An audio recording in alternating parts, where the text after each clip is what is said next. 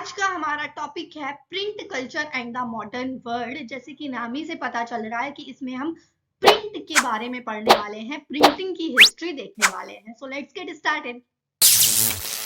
Question ये आता है कि प्रिंटिंग स्टार्ट कहां से हुई। तो 594 एडी में चाइना से स्टार्ट हुई थी प्रिंटिंग टेक्नोलॉजी। और ये प्रिंटिंग टेक्नोलॉजी जैसे आज हम देखते हैं वैसे बिल्कुल भी नहीं थी। वो वुड ब्लॉक प्रिंटिंग थी। वुड ब्लॉक मतलब कि एक लकड़ी का टुकड़ा लिया जाता था, उसके ऊपर अल्फाबेट लिखे जाते थे और फिर उसको इंक में डिप करके पेपर पर रब किया जाता था, तब प्रिंट हो जाता था पेपर पे। और उस समय के पेपर इतने ज्यादा मतलब क्वालिटी उनकी अच्छी नहीं थी, तो एक ही साइड पे सिर्फ प्रिंट हो पाता था, पीछे नहीं हो पाता था। और फिर उन जितने भी पेजेस को प्रिंट किया गया है उसको एकॉर्डियन बुक में अरेंज कर दिया जाता था। अब 16th सेंचुरी की बात करते हैं तो उस वक्त चलता था ब्यूरोक्रेटिक सिस्टम। राजा तो थे लेकिन ब्यूरोक्रेटिक सिस्टम था वहां पे। ठीक है, गवर्नमेंट ऑफिशियल्स को पोजीशन देने के लिए ये सिस्टम बना था और इसके लिए एग्जाम्स होते थे। तो एग्जाम्स होंगे तो पढ़ना पड़ेगा और पढ़ने के लिए चाहिए बुक्स, तो बहुत ज्यादा प्रिंट होती थी बुक्स। तो 16th सेंचुरी में सबसे पहले स्टार्ट हुई जो प्रिंटिंग का नशा, वो बुक से स्टार्ट हुआ। ठीक है, फिर 17th सेंचुरी में अर्बन कल्चर बढ़ा, लोगों को शहर में जाने का मन करने लगे, तो वहां पे सब लोग प्रिंटिंग करते थे, मर्चेंट करते थे, ठीक है, अमीर लोग करते थे, स्कॉलर की वाइफ्स करती थी, ठीक है, सब लोग लिखना चाहते थे और फिर वो प्रिंट होता था। तो जो कोटेसंस थी, कोटेसंस मतलब जो कोठे में रहने वाले लोग थे, वो भी लिखती थी कि कैसे उनकी जिंदगी ऐसे बनी। तो मतलब जो शुरू हुई थी 16th सेंचुरी में बुक्स की प्रिंटिंग से, अब वो स्टोरीज, रोमांटिक प्लेज और पोएट्री सब पर जा रही थी वो प्रिंटिंग। ओके, अब 19th सेंचुरी में चाइना में आया वेस्टर्न प्रिंटिंग टेक्नोलॉजी। मतलब कि वो वुड ब्लॉक वाली टेक्नोलॉजी नहीं, जो मशीन से प्रिंटिंग होती है वो वाली टेक्नोलॉजी चाइना में आई। तो फिर और भी अच्छे से प्रिंटिंग होने स्टार्ट हो गई और चाइना में शंघाई एक न्यू प्रिंट कल्चर का हब बन गया, क्योंकि यहाँ पर हर टाइप की प्रिंटिंग होती थी, फिर चाहे वो पोइट्री हो, स्टोरीज हो, कुछ भी हो। ठीक है, स्कूल की बुक्स हो, नर्सरी की बुक्स हो, कुछ भी हो। तो वो वुड ब्लॉक वाली प्रिंटिंग जापान में कैसे पहुंची। तो चाइनीज के बुद्धिस्ट मिशनरीज अपने रिलीजन को प्रमोट करने के लिए 768 एडी के अराउंड जापान आए थे। ओके, और तब से स्टार्ट हुई ये प्रिंटिंग की टेक्नोलॉजी। जापान में सबसे पहली बुक जो कि प्रिंट हुई थी वो है डायमंड सूत्र 868 एडी में। ठीक है, ये 6 पेज टेक्स्ट की बुक है। अब क्वेश्चन ये आता है कि यही बुक क्यों प्रिंट हुई थी, क्योंकि ये एक बुद्धिस्ट रिलीजन की बुक है और उस वक्त जापान में अगर किसी को ये टेक्नोलॉजी आती थी, प्रिंटिंग आती थी, तो सिर्फ बुद्धिस्ट मिशनरीज को, जो कि चाइना से जापान आए हुए थे। अब मिडिवियल पीरियड में जापान में काफी ज्यादा बुक सस्ती हो गई थी क्योंकि प्रिंटिंग बहुत ज्यादा बढ़ गई थी। मिडिवियल पीरियड मतलब 13 से 14 सेंचुरी तक। ठीक है, अब प्रिंटिंग सिर्फ बुक्स की नहीं होती थी, टेक्सटाइल्स पे भी होती थी, मतलब कपड़ों पर भी होती थी, प्लेइंग कार्ड्स पे भी होती थी, सब जगह होती थी। 18th सेंचुरी आते आते विजुअल इमेजेस भी बनना स्टार्ट हो गए जापान में, और ये विजुअल इमेजेस सबसे पहले एडो में बने थे। एडो जिसको हम अभी प्रेजेंट टाइम में टोक्यो के नाम से जानते हैं। उस विजुअल इमेजेस के थ्रू हमें ये बताया जाता था कि विमेन की लाइफ और मेन की लाइफ कैसे डिफरेंट होती है और कोटासंस की लाइफ ऐसे कैसे बन गई, मतलब जैसे उनकी लाइफ है वो कैसे ऐसे बन गई। अब यूरोप में प्रिंटिंग कैसे स्टार्ट हुई, तो देखो पिछले चैप्टर में हमने पढ़ा है सिल्क रूट के थ्रू चाइना से बहुत सारी चीजें यूरोप जाती थी। ठीक है, तो 11th सेंचुरी के आसपास पेपर भी, चाइनीज पेपर भी सिल्क रूट के थ्रू यूरोप जाने लगा और फिर वहां पे मैन्युस्क्रिप्ट जो कि हाथ से लिखी जाती थी वो लिखना स्टार्ट हो गई। और फिर 1295 में मार्को पोलो चाइना से इटली आते हैं वुड ब्लॉक प्रिंटिंग लेकर। अब ये चाइना क्यों गए थे, क्योंकि ये एक एक्सप्लोरर थे, कंट्रीज कंट्रीज जाते थे, बहुत सारी कंट्रीज में वहां का कल्चर जानने की कोशिश करते थे, टेक्नोलॉजीज जानने की कोशिश करते थे। तो ये जब चाइना से इटली आए अपनी कंट्री में, तो ये वुड ब्लॉक प्रिंटिंग को अपने साथ लेकर आए थे और इटली में वुड ब्लॉक प्रिंटिंग इतनी फेमस हो गई कि पूरे यूरोप में फैल गई और पूरे यूरोप को ये प्रिंटिंग बहुत ज्यादा पसंद आई थी। अब यूरोप क्या करता था, दो टाइप की प्रिंटिंग करता था, एक गरीब लोगों के लिए, एक अमीर लोगों के लिए। गरीब लोगों के लिए जो प्रिंटिंग होती थी उसके पेपर्स की, जो बुक्स रहती थी उसके पेपर्स की क्वालिटी नहीं अच्छी होती थी, और जो रिच लोगों के लिए बुक्स बनती थी वो वेलम की बनी होती थी। वेलम मतलब कि जो एनिमल की स्किन होती है उसकी एकदम पतली सी शीट, उसको हम वेलम बोलते हैं। अब जब बुक और बहुत ज्यादा प्रिंट हो रही थी तो लोग पढ़ लिख भी बहुत ज़्यादा रहे थे और धीरे-धीरे लोगों को बहुत ज़्यादा अच्छा लगने लगा पढ़ने में। तो फिर ये जो प्रिंटिंग थी, मतलब ये वाली प्रिंटिंग, वुड ब्लॉक प्रिंटिंग, ये सबको सैटिस्फाई नहीं कर पा रही थी। मतलब कि सबको बहुत जल्द में बुक चाहिए होती थी, बहुत ज़्यादा अमाउंट में बुक चाहिए होती थी। कभी-कभी तो यूरोप के बाहर जो कंट्रीज़ होती थी, मतलब यूरोप के बाहर जो कंट्रीज़ होती थी, वहाँ से ये लोग बुक्स मंगवाते थे ताकि लोग पढ़ पाएँ, क्योंकि यूरोप में इतनी ज़्यादा प्रिंट ही नहीं हो पा रही थी। वुड ब्लॉक प्रिंटिंग काफ़ी ज़्यादा स्लो थी। 1430s में आया हमारे गुटेनबर्ग एक न्यू प्रिंटिंग टेक्नोलॉजी को लेकर, और इस न्यू प्रिंटिंग टेक्नोलॉजी से जो पहली बुक प्रिंट हुई थी वो थी बाइबल, और इसकी 180 कॉपीज बनी थी विद इन 3 इयर्स। शुरू-शुरू में लोगों ने इनकी जो प्रिंटिंग टेक्नोलॉजी थी वो पसंद नहीं किया, जो अमीर लोग थे, क्योंकि जो मैन्युस्क्रिप्ट थी वो हाथ से लिखी जाती थी, उसमें टाइम लगता था, तो फिर वो एक्सपेंसिव भी होती थी, तो अमीर लोगों को लगता था कि ये हमारे लिए बनी है। लेकिन गुटेनबर्ग ने पूरी कोशिश की थी कि उनकी जो बुक बने, जो भी प्रिंट हो, बिल्कुल उसी मैन्युस्क्रिप्ट की तरह हो, और साइड में वो बॉर्डर भी छोड़ देते थे ताकि अमीर लोग उस बॉर्डर को कस्टमाइज़ करवा सकें। लेकिन धीरे-धीरे 100 सालों के अंदर ये मैकेनिकल प्रिंटिंग प्रेस गुटेनबर्ग की पूरे यूरोप में फेमस हो गई थी। अब गुटेनबर्ग थे कौन और उनको ये मैकेनिकल प्रिंटिंग प्रेस का आइडिया कहाँ से आया? तो वो एक रिच मर्चेंट के बेटे थे और उन्होंने बचपन से ही देखा था कि ग्रेप्स को प्रेस करके हम वाइन कैसे बनाएँ, ऑलिव को प्रेस करके ऑलिव ऑयल कैसे बनाएँ, जो कि ये बहुत ज़्यादा अमीर थे, तो फिर इनकी काफ़ी ज़्यादा हॉबीज़ थी, जैसे कि स्टोन को पॉलिश करना, ये गोल्डस्मिथ के भी मास्टर थे, और ज्वेलरीज़ के लिए जो मोल्ड्स बनता है, उसमें भी ये बना भी लेते थे, उससे ज्वेलरी भी बना लेते थे। तो इन्हीं सब टेक्निक्स को ऐड करके इन्होंने बनाया एक टेक्नोलॉजी मैकेनिकल प्रिंटिंग प्रेस की, ठीक है? अब इनके प्रेस में कुछ चीजें हैं जो कि लर्न करनी है, आपके एग्जाम में नहीं आएगा बट आपको पता होना चाहिए, जैसे कि प्लेटन, जहां पर अल्फाबेट्स को अरेंज किया जाता है उसे हम प्लेटन बोलते हैं, और प्लेटन का मेटल फ्रेम उसको हम गैली बोलते हैं, और एक पुलर होता है जिसको कोई इंसान पुल करेगा तभी प्रिंटिंग होगी, और एक कंपोजिटर भी चाहिए होता है, मतलब एक अलग से इंसान जो प्लेटन पे अरेंज करता है अल्फाबेट्स, उसे हम कंपोजिटर बोलते हैं। अब ये जो प्रिंटिंग हो रही थी उसका इम्पैक्ट क्या पड़ा था? तो पहले लोग क्या समझते थे कि ये जो बुक्स को पढ़ना, बुक्स को प्रिंट करवाना, ये सब काम अमीर लोगों का है, गरीब लोगों का नहीं। लेकिन जब ये मैकेनिकल प्रिंटिंग प्रेस आई थी, तब बहुत ज़्यादा बुक्स प्रिंट होना स्टार्ट हो गई थी, तो बुक स्कूल भी बनना स्टार्ट हो गए थे, तो लोग पढ़े-लिखे भी हो गए थे। बहुत ज़्यादा पढ़े-लिखे नहीं हुए थे बट हाँ, हो गए थे, और जो नहीं पढ़ पाते थे, वो पढ़े-लिखे से पढ़वाते थे। मतलब पोयम, बैलेड्स ये सब सुनते थे। बैलेड्स क्या होता है? बैलेड्स कोई भी हिस्टोरिकल इवेंट को जब हम पोइट्री के फॉर्म में या फिर सॉन्ग्स के फॉर्म में लिखते हैं, सुनते हैं, तब उसे हम बैलेड बोलते हैं।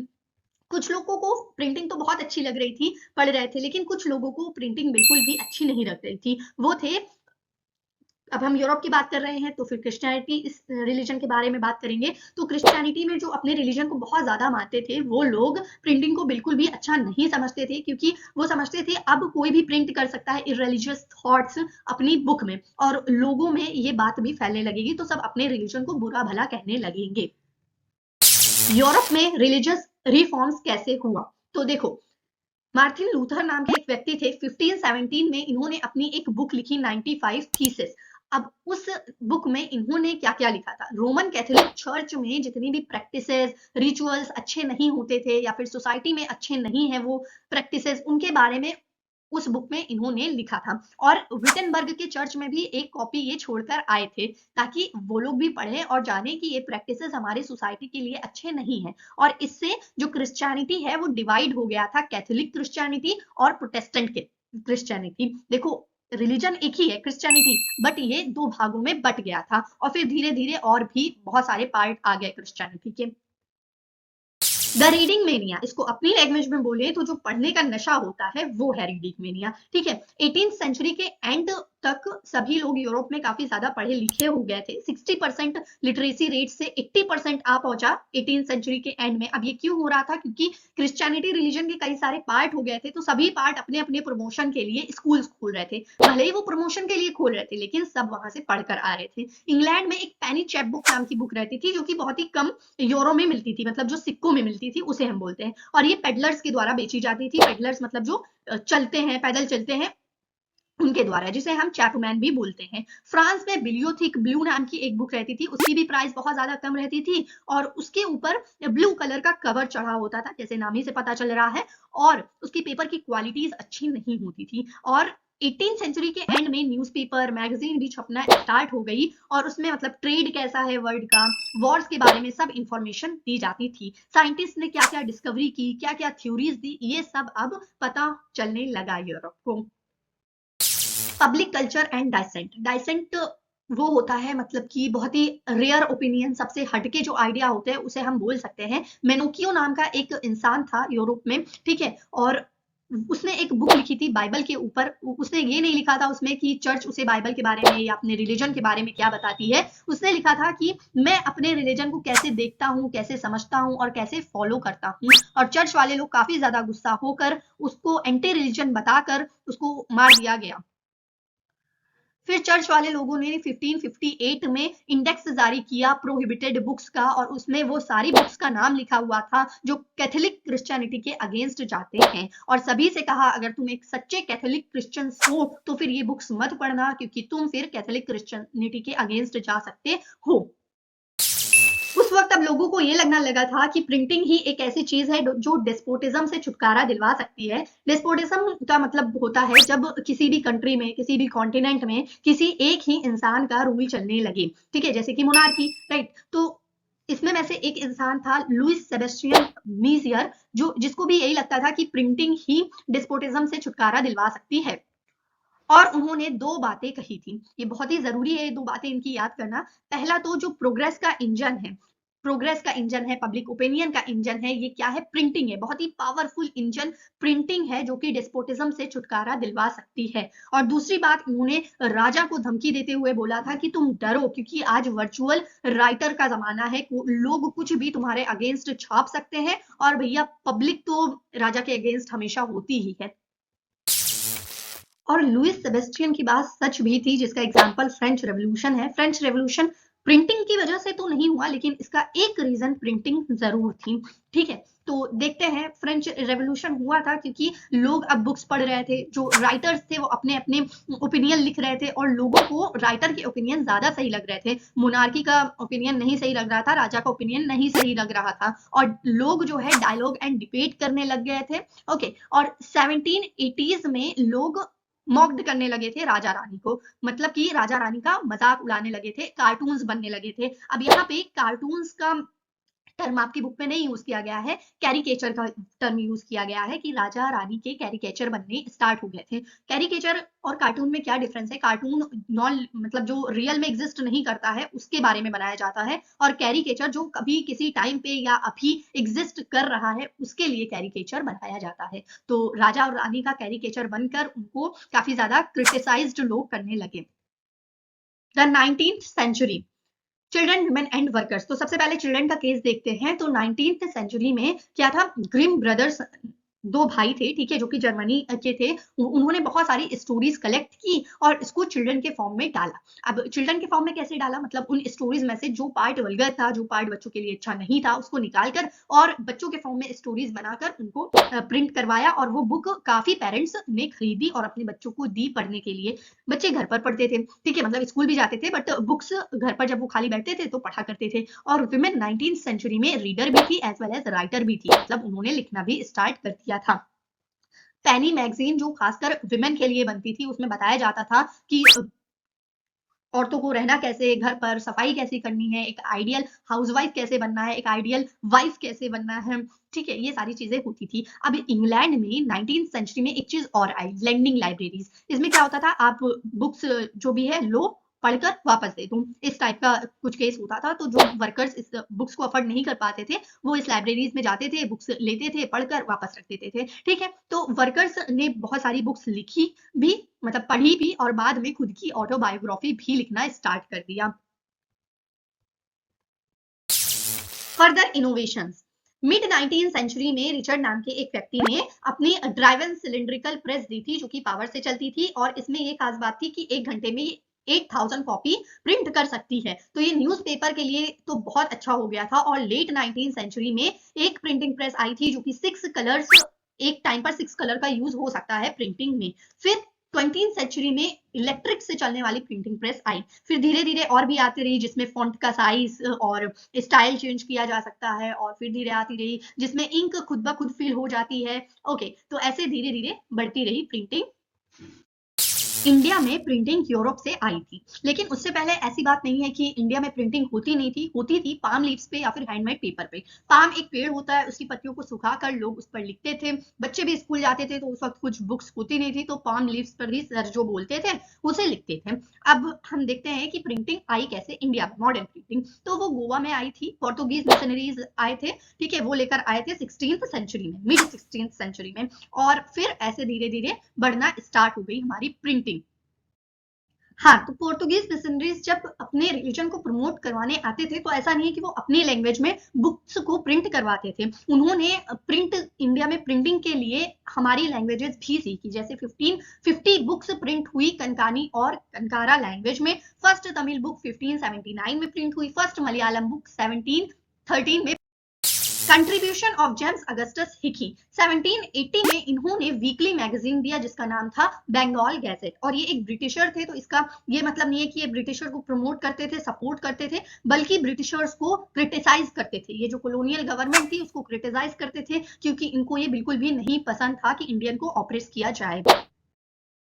Religious reform and public debate, इसको हम थोड़ा सा एनसीईआरटी के अकॉर्डिंग नहीं पढ़ रहे हैं, मतलब पढ़ रहे हैं एनसीईआरटी का, जैसे एनसीईआरटी में दिया हुआ है पहले आपको हिंदू का केस, फिर मुस्लिम्स का केस, फिर थोड़ा सा हिंदू का केस। तो हम पहले हिंदू का केस पूरी तरीके से पढ़ लेंगे, उसके बाद मुस्लिम्स का केस पढ़ने वाले हैं। तो सोसाइटी में दो टाइप्स के लोग थे, रिफॉर्मर्स और ऑर्थोडॉक्स। रिफॉर्मर्स वो लोग थे जो सोचते थे रिलीजन में कुछ चीजें हैं जो कि सोसाइटी के लिए अच्छी नहीं है, जैसे कि विडो इम्यूलेशन। ये क्या है, जब एक औरत का हस्बैंड मर जाता है तब उसको अलग अलग तरीके की प्रैक्टिसेस करनी पड़ती है, और वो सोसाइटी में भी एक अनइक्वल राइट उसको मिलता है, ठीक है। तो यही सब चीजें था। और एक अगर किसी को पंडित बनना है तो फिर वो ब्राह्मण फैमिली से ही होना चाहिए, तो ये सारी चीजें इक्वल नहीं थी। तो हिंदूज में राजा राम मोहन रॉय जो कि एक रिफॉर्मर थे, इन्होंने अपना एक न्यूज़पेपर दिया, संबंध कौमुदी, जिसको 1821 में दिया था, ओके। और वहीं पे हिंदू ऑर्थोडॉक्स भी थे जो कि समाचार चंद्रिका अपना एक न्यूज़पेपर बनाया उन्होंने, ठीक है। अब लोगों को लग रहा था कि ऐसे रिलीजन खत्म हो जाएगा,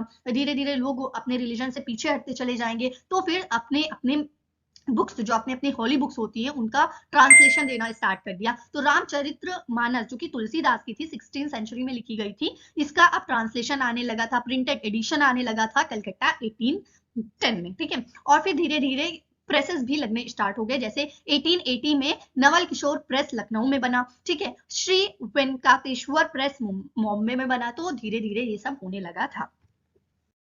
अब हम मुस्लिम्स का केस देखते हैं, तो मुस्लिम्स में उलमाज होते हैं, मतलब जिनको इस्लाम के बारे में बहुत अच्छी जानकारी होती है उन्हें हम उलमाज बोल सकते हैं। तो उनको डर लग रहा था क्योंकि प्रिंटिंग का जमाना था, कुछ भी अपने रिलीजन के खिलाफ कोई भी प्रिंट करवा सकता था, और कॉलोनियल रूलर से भी उनको थोड़ा डर था कि लोगों को वो इनकरेज ना करे कि तुम रिलीजन कन्वर्ट करो, ठीक है, और उनके पर्सनल लॉ पे कोई इस्लाम का लॉ है उसमें चेंजेस ना आ जाए। तो इसी वजह से उर्दू ट्रांसलेशन ही आ गया कुरान का, ताकि लोग पढ़ें और जाने कि इस्लाम क्या है। देवबंद सेमिनरी भी बनाया इसी वजह से गया था 1867 में, ताकि लोग फतवा जारी करें, मतलब कि बताएं कि इस्लाम क्या है, या इसको हम प्रैक्टिस कैसे कर सकते हैं, कुरान के अकॉर्डिंग कैसे चल सकते हैं, फर्ज क्या है, सुन्नत क्या है, ये सारी चीजें।